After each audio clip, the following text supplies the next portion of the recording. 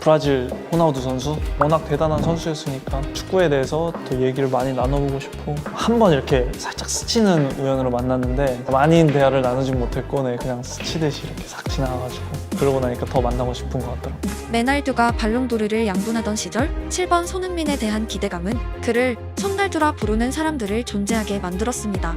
하지만 푸스카스상을 안긴 커리어 사상 최고의 골을 성공시키자 무리뉴 감독은 포르투갈의 호날두가 아닌 브라질의 호나우두를 처음으로 언급했습니다. Even before these goals, my son calls him Sonaldo Nazario, and today he was Sonaldo Nazario because the only thing that came to my mind is a goal where I had the honor to be seated next to Sir Bobby Robson. It was Compostela, Barcelona, 1996, and Ronaldo Nazario got the ball behind midfield line and scored a very similar goal to Sonny. It's the only thing that comes into my mind. Amazing goal, but important performance, result, goals, happiness with the fans, happiness in the team, young boys coming from the bench, the debut of a 17-year-old kid. 득점의 의미에 대한 무리뉴의 여러 가지 설명 중 가장 인상 깊은 말은 17살 소년도 뛰어나왔다는 표현이었습니다. 축구는 생과 사를 다투는 전투가 아니라 승과 패의 경계에서 나누는 스포츠입니다. 공을 두고 펼쳐지는 11대11의 이야기에는 미학이 존재합니다. 거친 스포츠에서 꼽히는 인간의 본능적 움직임, 창의성, 스피드, 기술이 만들어내는 의외성은 가끔은 축구를 예술의 한 장르로 보이게도 만듭니다. 그리고 결정적으로 도출되는 오락성의 소년들은 열광하고 자신도 그렇게 되고 싶다는 꿈을 품게 됩니다. 호나우두는 전 세계 꼬마들이 부모님께 나이키 축구화를 사달라고 조르게 만든 아이코닉이었습니다. 그의 팬들은 아이들에 국한되지 않습니다. 존경하는 록승경의 투력이었던 무리뉴는 바르셀로나에서 자신이 알고 있는 축구 상식을 파괴하는 인류 축구의 정점을 목격합니다. 실패한 선수 출신 무리뉴, 그리고 우상 요한 크루이프에게 자신의 할머니가 뛰어도 너보다 빠르겠다는 모멸적인 발언을 들은 펩이 바르샤에서 밤새 축구 이야기를 꽃피울 수 있었던 이유는 두 명 모두 전술이 축구의 정점이고 개개인보다 위대하다는 확고한 의식이 있었기 때문입니다. 그들 앞에 나타난 브라질의 호나우두는 인간의 상식으로 정의할 수 없는 다른 차원에서 건너온 신인류였습니다. 손흥민의 푸스카스상 득점이 얼마나 놀라웠는지 설명하는 무리뉴는 다시 한번 자신이 평생 봐온 가장 위대했던 호나우두의 득점에 대해 언급합니다. I was expecting since the day he scored the goal. It was not like I was expecting yesterday or when I saw his name in the last three. I was expecting since he scored that goal. 20 years of career and goals like that, I only saw two. Him and Ronaldo when I was in Barcelona in 1996. I scored a goal that is probably copy-paste of that one. Part of that, okay, a little bit of Don Diego against England, but it's one of these goals that, especially if you are there, if you are on the stadium, you understand immediately the dimension of it. So for me, there is no surprise. 스피드로 돌파하는 선수들이 있고 드리블로 제치는 선수들도 있습니다. 호나우두는 카카만큼 빠른 발을 가지고 호나우지뉴처럼 드리블하는 괴물이었습니다.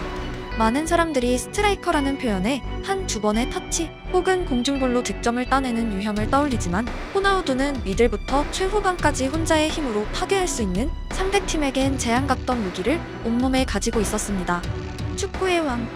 그는 역대 최고인가? 바르샤 시절 호나우두의 나이를 감안하고 지단의 사진을 하단 구석으로 보내버린 위험은 현역 선수들 가운데도 예시가 없습니다. 1976년 리우에서 태어난 천재 소년이 만난 첫 난관은 12세에 진단받은 성장 호르몬 결핍이었습니다. 바르샤가 메시를 도왔다면 호나우두는 지역 축구 스카우트의 도움으로 값비싼 치료를 감당할 수 있었습니다. 세계 정점에 오른 선수들의 공통점 중 하나는 어린 시절 특징적인 고난이 있었고 그를 도운 고마운 어른이 존재했다는 것입니다. 꿈을 잃어버리는 아이들의 주변에는 어떤 어른들이 있는지 다시 한번 생각하게 만드는 포인트입니다. 14살의 호나우두가 원하던 플라멩고가 아니라 크리스토 바우에서 뛰었던 이유를 아시나요? 집에서 플라멩고 훈련장까지 가기 위한 버스비가 없었기 때문입니다. 호나우두는 축구에서 반드시 성공해야 할 이유가 있었습니다. 바로 피자 가게와 슈퍼마켓에서 하루 14시간을 일하는 어머니의 존재입니다. 그녀는 홀로 3자녀를 키워냈고 호나우두에게 그녀는 어쩌면 축구보다 중요한 자신의 모든 것이었습니다. 16세의 호나우두는 여전히 작고 연약했지만 그의 양발은 이미 성인 무대에서도 특별했고 프로 데뷔의 영광을 안겼으며 44경기 47골이라는 믿기 힘든 결과로 이어집니다. 어린 호나우두 집념의 또 다른 이유는 바로 11세에 그만둔 학교에 대한 기억입니다. 그는 축구보다 먼저 공부에 재능이 발견되었던 아이였지만 부모님의 이혼과 먹을 것도 부족했던 어려운 가정 환경의 이유로 학교를 떠나야만 했었습니다. 조금이라도 돈을 벌기 위해 길거리 축구를 시작한 이유입니다. 그리고 학교를 보내지 못한 어머니의 미안함을 달래줄 유일한 수단이기도 했습니다. PSV를 통해 유럽에 입성한 호나우두의 초기 활약은 말 그대로 전설적입니다. 그는 스트라이커의 개념을 바꾼 축구라는 종목 자체의 게임 체인저였습니다.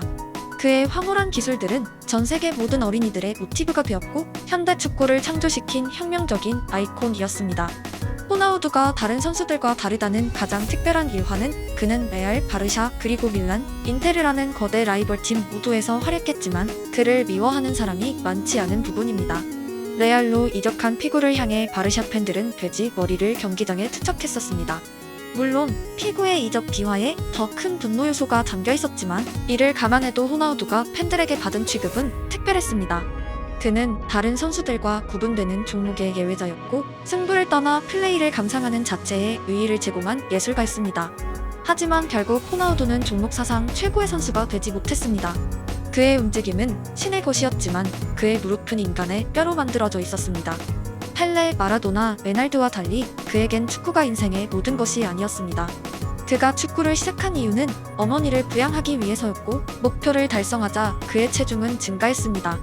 역사상 가장 압도적인 단기 임팩트에도 불구하고 그의 토탈 커리어는 호나우두를 역대 최고의 선수로 부르기엔 부족합니다. 10대에 데뷔해 2022년 조국의 월드컵을 선사한 리오넬 메시라는 남자의 위대함이 부각되는 반대 예시가 어쩌면 호나우두일지도 모릅니다. 그의 재능은 절대 메시의 그것에 못 미치지 않았습니다. 하지만 많은 차이를 보이는 전성기의 기간은 결국 후천적인 노력과 자기관리의 중요성을 극단적으로 설명하고 있습니다. 무리뉴가 손흥민을 호나우두에 비유한 것은 현역 시절 그가 들은 극찬 중 가장 인상적인 장면이었습니다. 호나우두의 재능은 그 누구와도 비교될 수 없는 이 세상 수준이 아니었기 때문입니다. 하지만 손흥민의 무릎은 여전히 튼튼하고 시즌이 날아갈 정도의 큰 부상이 현역 내내 한 번도 없었습니다. 그의 체중 또한 그대로입니다.